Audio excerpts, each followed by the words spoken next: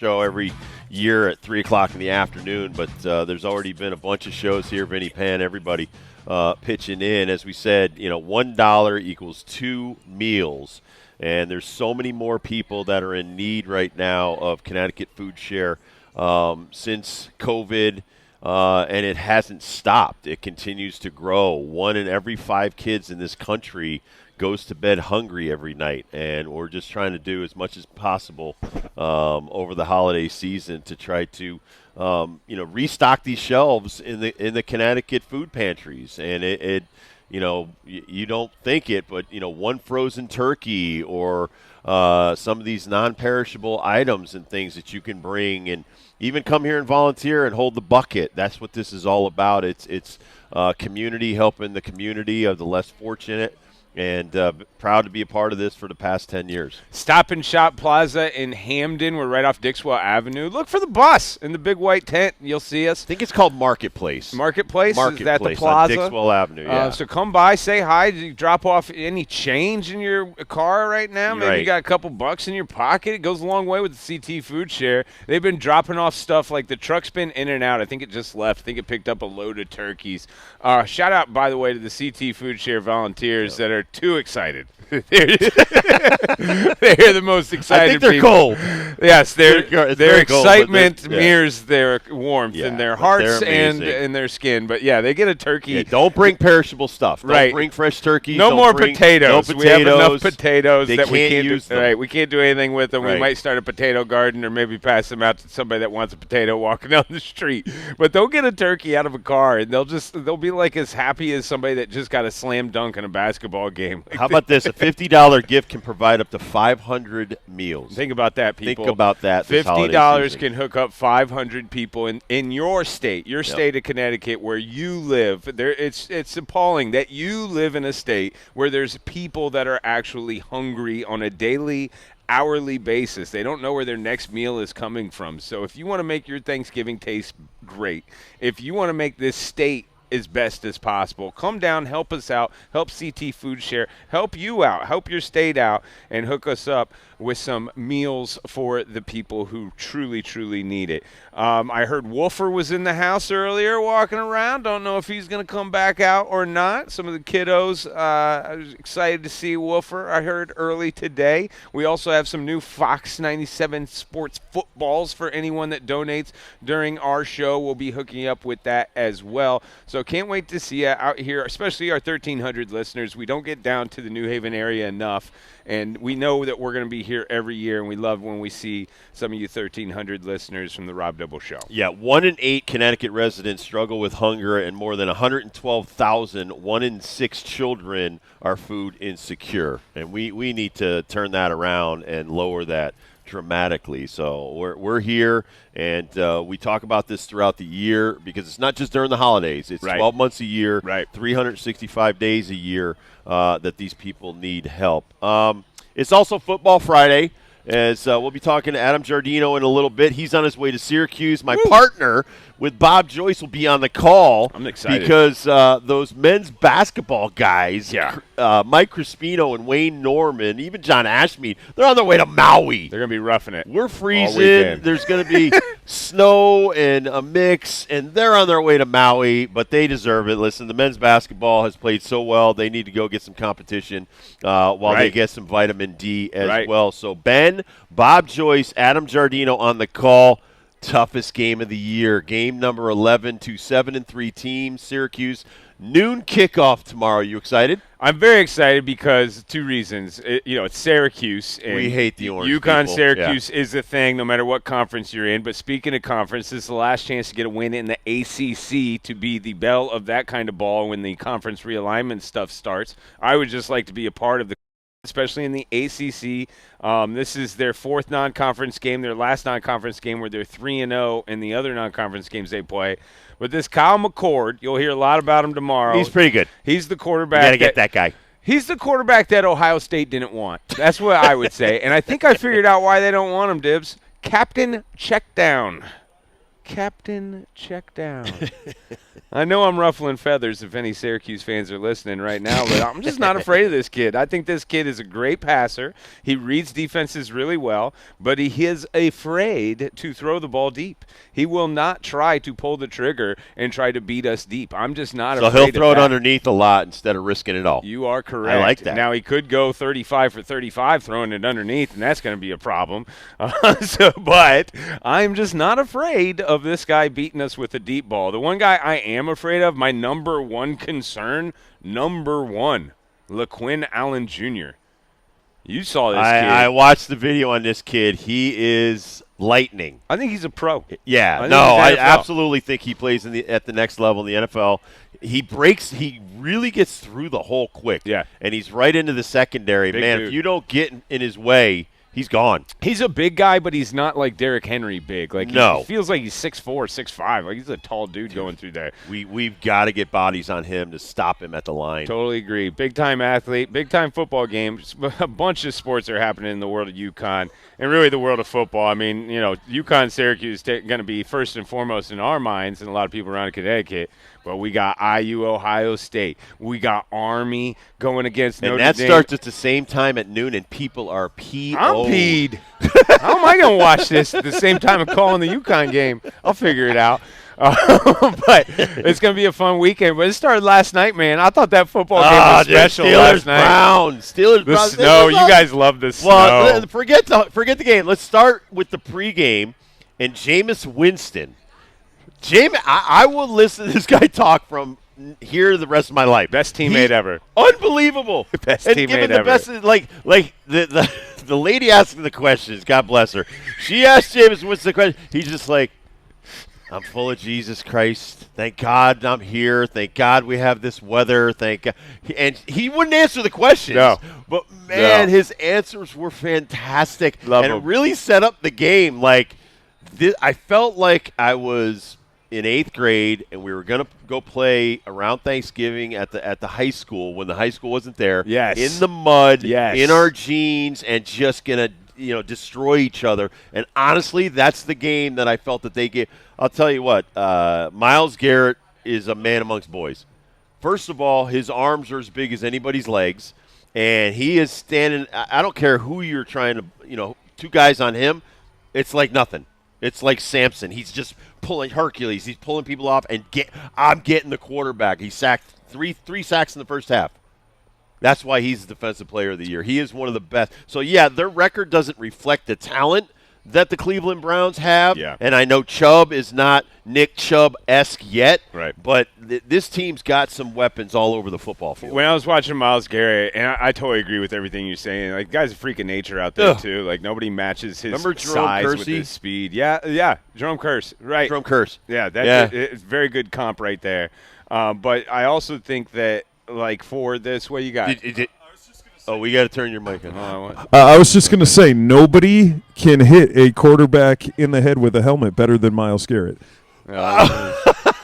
Yes, that's Adam Rivers, a long by the time way, ago. from KC 101. Mason Rudolph, but even since that moment, like this guy is Dude, say what you will, so freaking try big. blocking him. The one thing I'll say though about the Browns and just watching them last night with this guy, it reminds me of Joe Thomas. You had an offensive tackle that was a Pro Bowl for 10-plus years, and you never did anything with it, and you wasted his talent and his career. Yep. I think the same thing with Myles Garrett. You have got a Pro Bowl, all-star, exceptional talent. He loves being a Brown. He's the Mike Trout of the Browns. Mike Trout of NFL. Yeah, Mike Trout of NFL. He's not going to play in the postseason, and he's going to be the best player in the league every year. And then when I watch this quarterback, and how I love Jameson, and I think Jameis Winston is awesome. To me, he's the top 24 voice. Like, I got Dan Campbell for you. I got some Jim Harbaugh for you, but nothing trumps the sound bites of Jameis Winston. Like, he has got the best sound bites. But I think he's doing a sermon.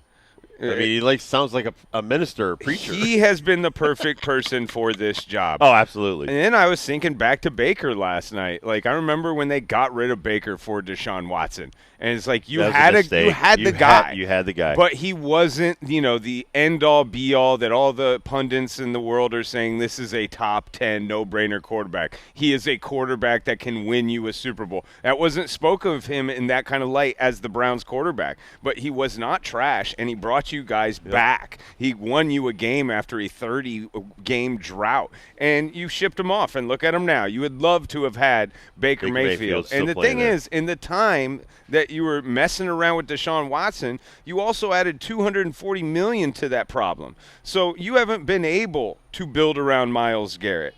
You could have if you would have kept Baker a couple years ago. Now, looking in the future, that is what it is. For the Cleveland Browns, looking in the future, I know there's going to be a conversation that we love Jameis. He won us a bunch of games. Right. He played way better than what we got to move in a different direction. Right. He's not going to win us a Super Bowl, or we have a better option, or we're just going in another direction. And then you're going to waste time. You're going to waste money. You're not going to build around Myles Garrett. You're not going to build that offense around. You're going to basically kick the can down the quarterback road once again. And the Browns, as much talent as they have, and that win last night was great, they're going to be rebuilding in the middle of the season, just like the Jets, just like the Giants, just like the Jaguars, just like most of these teams we typically name around Week 11 and Week 12 in rebuilding mode. And that's a shame to Myles Garrett, man, and Jameis, and just guys that have really played some great football for this franchise. Agreed. And think of the reason why you had to sign some of these guys is or trade for them because you couldn't afford them because of Deshaun Watson. Correct. This is what's going to happen to whoever gets Juan Soto. Yeah, I was thinking this about is that what's too. going to happen to you. Right. When I watched it happen with Alex Rodriguez and his gigantic contract, the one team that's actually been able to weather a monster contract, but it's been renegotiated and changed a couple of times. Patrick Mahomes, you took $500 million on this guy. You've won a couple of Super Bowls, and now it looks like there could be a depletion because of the funds. But that's why I like a salary cap. There's a floor and there's the cap, and some of these other teams start getting better. And now look at the Chargers. Now all of a sudden it looks like the Chargers could be in there to make a run this year. So yeah, I absolutely agree with you on Myles Garrett. Watching that guy and thinking, it's kind of like Micah Parsons on the Cowboys. I mean, if you don't have enough parts to go along with these stars, and you also need health. You need guys to be healthy, and injuries, and you can't. That's something you can't control. But to see that guy in action, that was a fun game last night. The reality is, Browns are 3-8. They're not going to the postseason. It was really cool, though. Like the big flakes, it wasn't just snow. It was big in the flakes. First half, you could see it starting. And it was just kind of a mix. Second half was awesome. I love it when no one can keep their feet. No one can cut on a dime. Everybody's got a pitter-patter to make a cut left or right. The run I know it wasn't the game winner, but I thought the scramble touchdown from Jameis Winston when he gets upended and almost does a complete somersault flip. That was the catch great from play. Njoku. Yeah. After an easy catch, he dropped. Yeah. Then he makes a circus catch.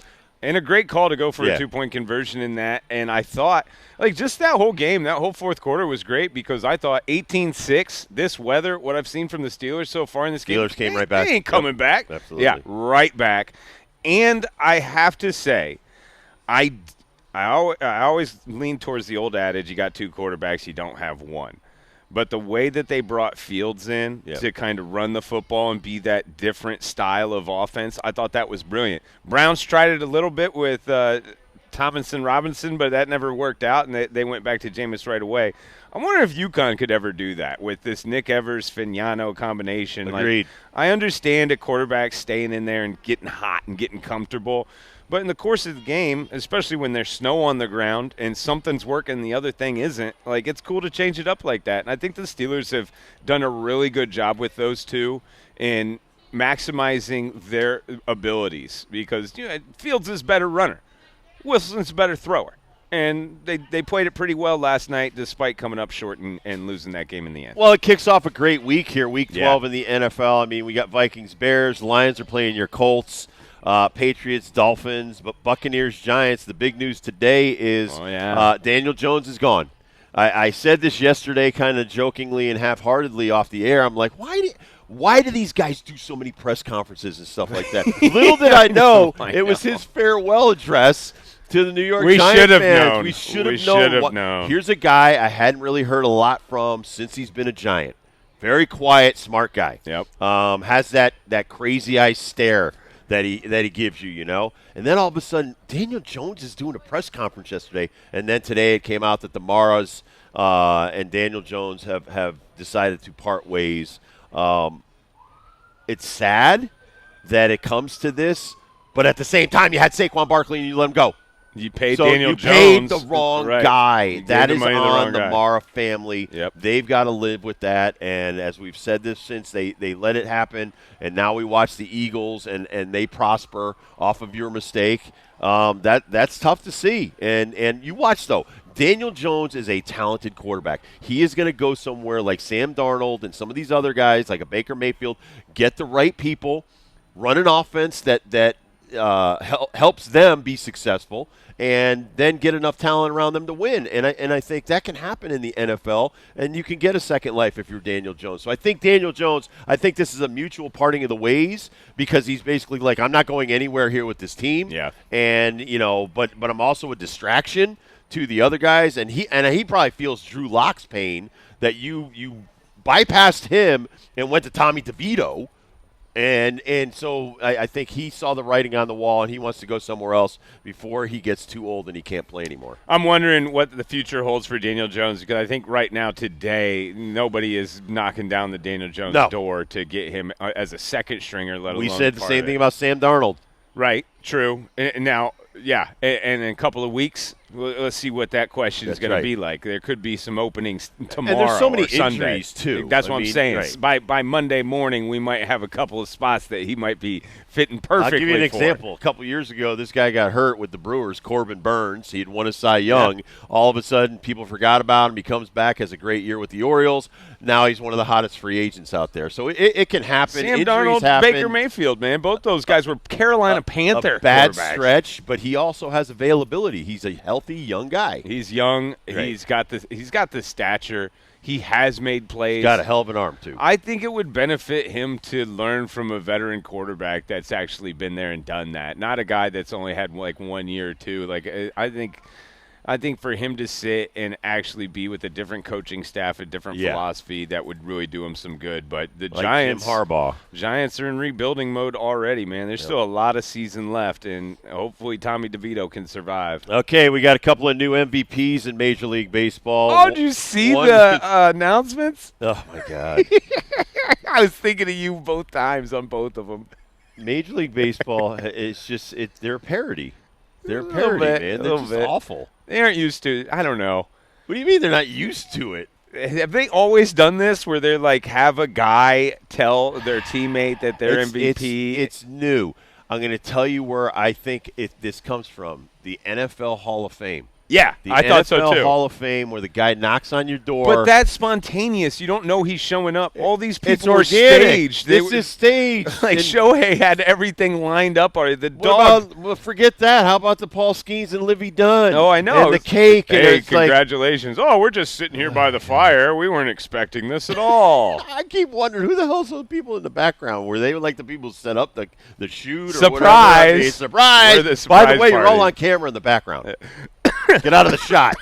So I love Shohei's. Shohei's was so staged. I know. And I love Shohei. I do but too. Decoy was not having it. The dog, Decoy, they wanted him like sit still and sit in the middle and look at the camera like, no, I'm out of here. Well, the lights, they also, they put those big blinding lights on. Like maybe the dog was probably like, what is that? Either that or I thought maybe the Decoy had money on Lindor winning, and then he was upset and he ran away. A lot of gambling in that family, I hear. A lot of gambling. Yeah, Decoy's got something down at the kennel. He had to go down and yell at somebody at the kennel. It's probably a big old bulldog that is the bookie. It's Hippie. It's Hippie. All right. We'll take a quick break. We'll come back. We'll catch up with Adam Giardino on his way All to right. Syracuse. They are going to call the game tomorrow, along with Ben Darnell and Bob Joyce. I love when those guys are together. I feel like I'm on the field when Ben's calling the color on these football All games. right. So we'll take a quick break, come back. We are at Stuff a Bus. Please come down and join us and give what you can. We'll be here until 7 o'clock. It's the Rob Dibble Show with Ben Darnell on your afternoon drive. Kurt Kaplan on the ones and twos. Alex is on our YouTube channel today, so we'll be right back from Hamden.